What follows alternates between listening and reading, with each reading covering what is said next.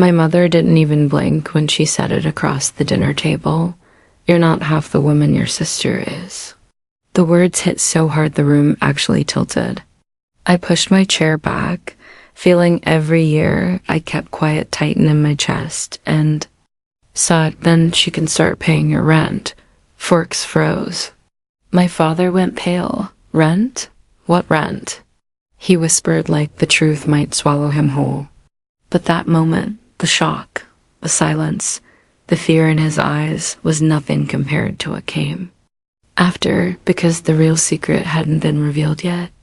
My name is Nora Ellis, and for most of my life, I've been the quiet one in a family that never stops talking about my sister. People often assume I'm shy, but that isn't quite true. I just learned early that in my parents' house, silence keeps the peace. And peace, no matter how fragile, was something I tried to protect. On paper, my life looks steady. I'm a financial manager at a logistics company near the Portland Harbor. I work with numbers, deadlines, and systems that make sense. There's a calmness in spreadsheets that real life has never offered me. My days follow predictable rhythms, the echo of forklifts at the docks, the hum of the office, the soft click of my keyboard. I go home to a small apartment with warm lamps and a view of the river. Some nights I cook pasta, tie my hair up, and take comfort in small, orderly things. But the steadiness ends every Friday. That's when I drive to my parents' two-story house in the suburbs, a place wrapped in manicured hedges and the illusion of a perfect family. Inside, perfection cracks fast. The moment I step through the door, I feel 16 again. The second daughter, the supporting role in Vivian's highlight reel. My sister has always been the star. Tall, confident, the kind of person who fills a room and expects it to stay filled. She debated her way to trophies in high school, earned a law scholarship, and walked into a career everyone applauded before she even proved herself. And I, quiet, steady, Nora watched her take the spotlight like it was her birthright. My parents adore her. They always have. At every family gathering, every holiday, every dinner, they lift her accomplishments like offerings. New cases she won, promotions she got, the house she bought, her plans, her vacations, her potential. And then there's me, Nora, who pays her own tuition at 17. Nora, who works 2 jobs in college. Nora, who never asks for help. I learned not to. It wasn't that my parents disliked me. They just preferred the louder story. Still, I kept showing up every Friday because they insisted. My dad always said, "This family has a seat for you.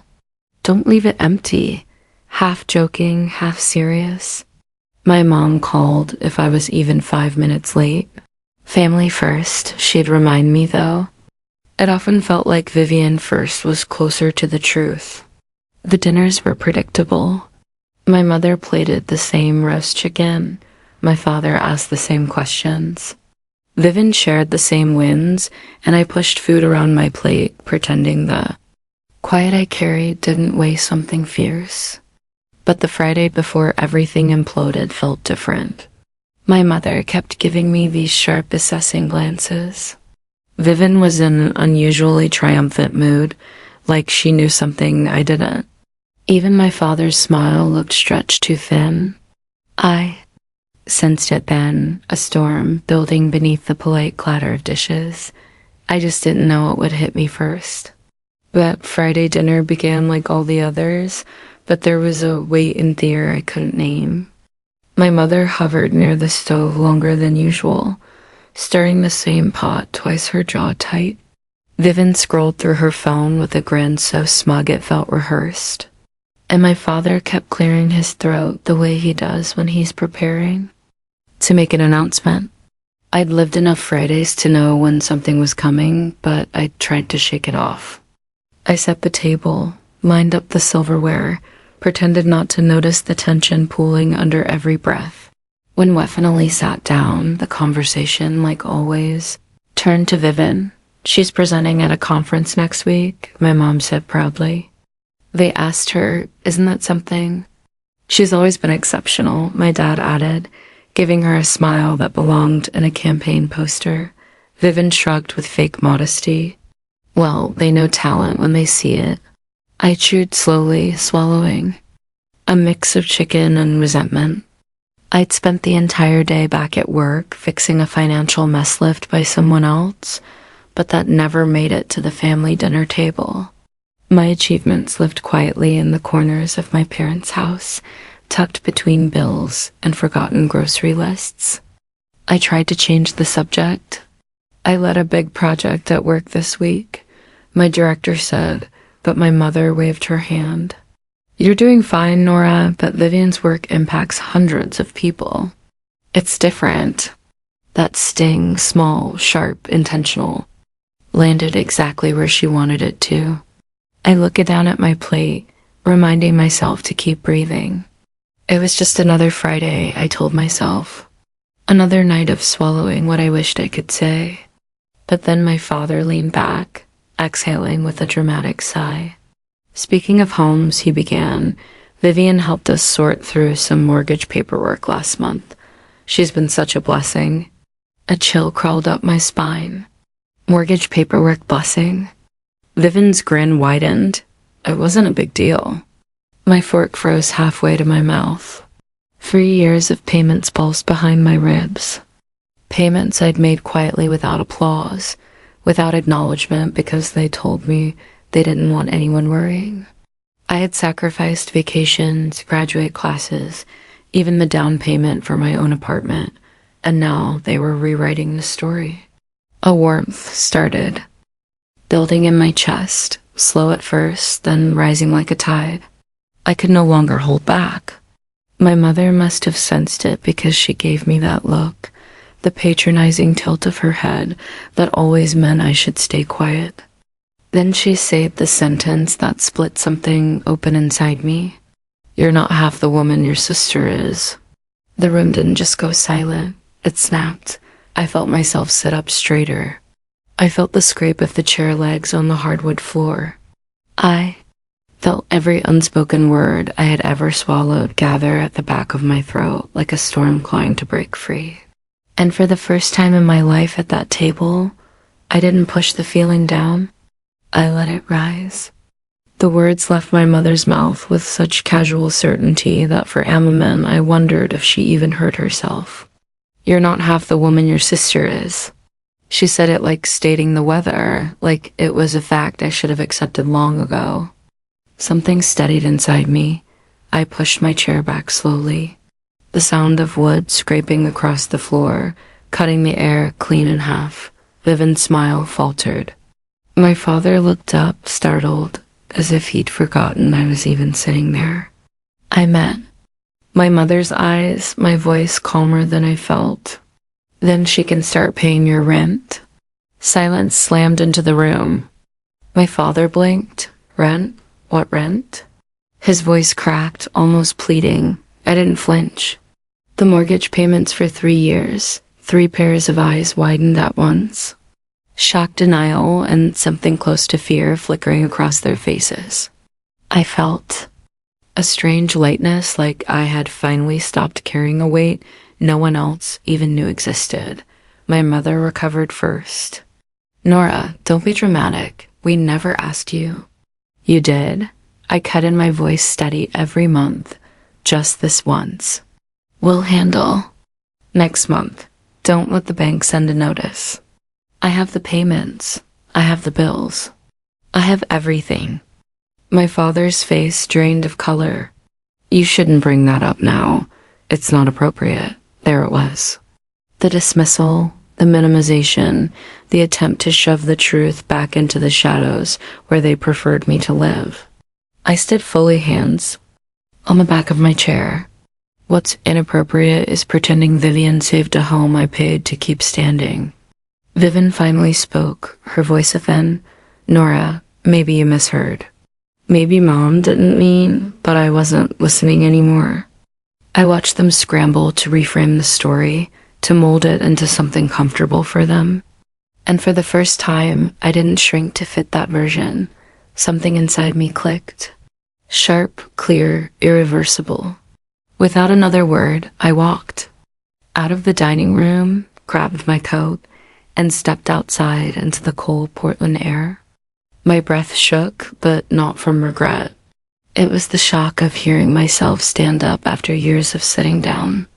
That night, back in my apartment, I opened my laptop, scrolled to the automatic monthly payment, and clicked cancel. A small box appeared. Are you sure this time? I wasn't the payments should have felt like closure, but instead it cracked something open. For the first time in 3 years, my bank account didn't drain on the 15th. The silence from my parents was loud enough to rattle the walls. I started running along the river in the mornings. At first, it was just to quiet the shaking in my hands.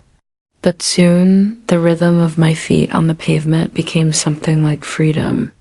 I joined a Thursday cooking class at the community center. I learned how to make homemade pasta and how to laugh with strangers who didn't know a thing about my family. I even let some friends drag me on weekend hikes around Mount Hood where the air felt cleaner, like it hadn't been breathed by expectations. Yet, with distance, I saw everything more clearly. Every just this month, every don't tell anyone. Every time they'd praised Vivian while I paid the bills in silence. And then came the photo. It arrived on a Sunday morning from Mrs. Jensen, my parents' elderly neighbor, who had a habit of noticing everything. She texted me a picture of my childhood home with a banner stretched across the porch. Congratulations, Vivian, for preserving the family home. My entire body went still. Preserving Vivian. My throat tightened as I stared at the banner, my hands numb. Every late night transfer, every sacrifice, every time I told myself, family comes first. All of it written like I'd never been there at all.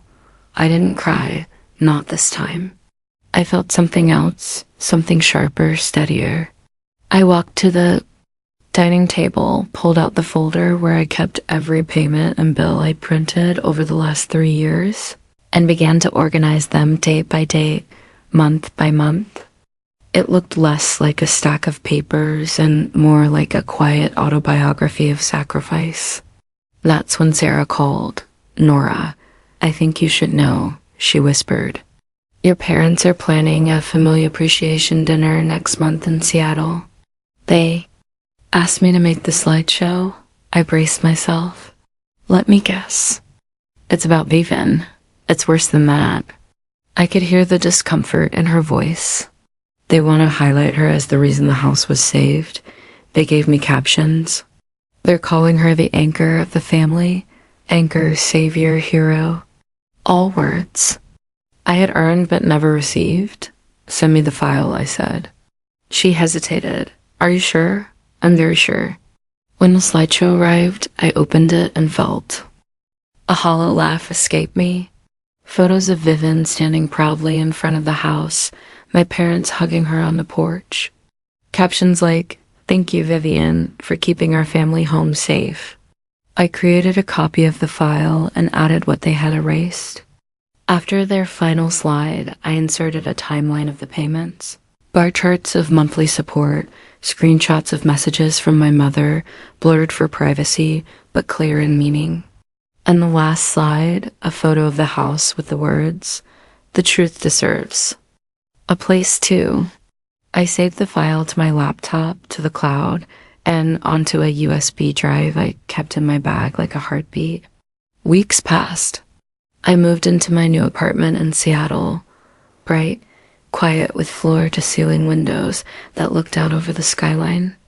I bought a light gray sofa, a small oak table, and one tall bookshelf. For the first time in my life, I walked into a home that belonged entirely to me, and then the invitation arrived. A message from my mother, family appreciation dinner, dressed nicely. No explanation, no acknowledgement, no apology. But when the day came, I didn't go to impress them. I went to finish something. The restaurant in downtown Seattle glowed with soft amber lights. Through the glass, I saw familiar silhouettes. My parents, Vivian, in an emerald dress, relatives I hadn't seen in years. Everyone dressed like they were attending a ceremony, and in a way, they were. I waited by the doorway, unseen, as my father took the microphone. "We're here." He began proudly to honor our daughter Vivian, the one who stepped up during difficult times, who helped us keep the home that has been in our family for decades. Applause, smiles, cameras flashing, the slideshow started. Vivian on the porch, Vivian holding papers, Vivian smiling next to my mother. Caption after caption painting a story that wasn't true. Then the screen flickered. A bar chart appeared. Then another, then the dates, the payments. 3 years of financial support mine spread across the screen in unforgiving clarity. The room went silent. My parents froze. Vivian's mouth fell open. I stepped forward into the light. "If the truth makes anyone uncomfortable tonight," I said calmly, "that's not my problem." Every head in the room turned. My father looked at me like I was a ghost he never expected to see. My mother's face crumpled, not in shame, but in fear of being exposed. Vivian's eyes filled not with sorrow, but with dread. I walked toward the screen. For 3 years, I paid the mortgage. Not 1 month. Every month. Quietly, consistently. While I looked at my parents, rewrote the story to make it easier for everyone to applaud. My father tried to speak. "Nora, take this outside." "Why?" I asked. "You wanted everyone here to know what Vivian did. Why shouldn't they know what I did?" Whispers spread like wildfire. I knew something was off. She was always working late. 3 years. She paid all that. Vivian stood trembling. "I didn't ask them to do this." I thought you thought nothing." I said, not cry, but plainly. "You enjoyed being the hero in a story that was never yours." My mother finally found her voice. "Nora, we didn't want to embarrass you." I laughed softly. "Embarrass me by telling the truth." The USB drive felt heavy in my pocket, but the truth on the screen was enough. I had no desire to attack them further. The point wasn't to win, it was to be seen. For the record, I said, "I don't want the house. I don't want credit. I just won't let you erase me." The room stayed silent long after I stepped away from the screen. My father reached out a hand. "Nora."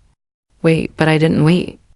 I turned and walked toward the door, feeling lighter than I had in years. Outside, the cool Seattle night wrapped around me. I stood on the steps, breathing in the sharp air, and realized something. This wasn't revenge, it was release. Inside, they could argue, cry, deny. It didn't matter. The truth had been spoken, and I had finally stepped out of the shadow they kept me in. And once you step into your own light, you didn't go back. 2 days after the dinner, I was watering a small plant on my balcony when someone knocked. Through the peephole, I saw my parents standing close together, looking smaller than I'd ever seen them.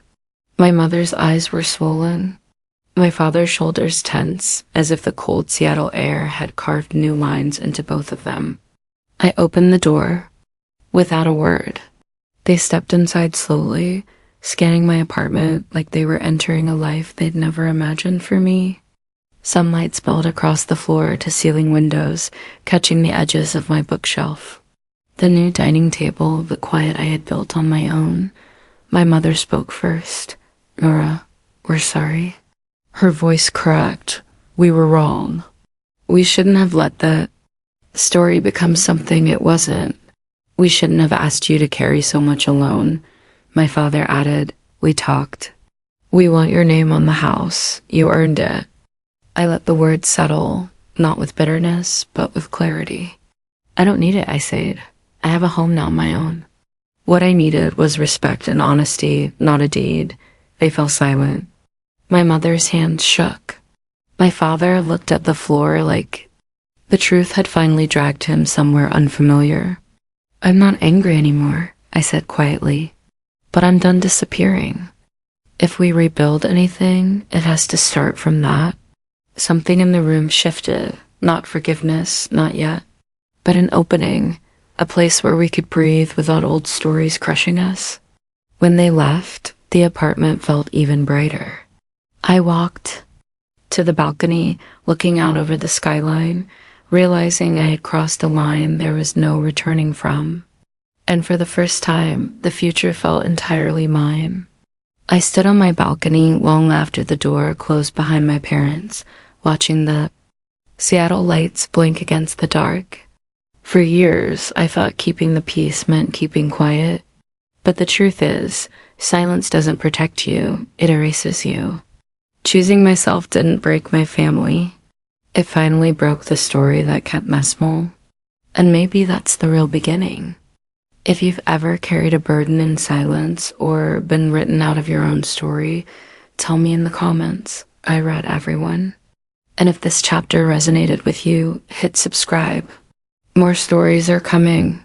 Stories about finding your voice, standing your ground, and rewriting what family means.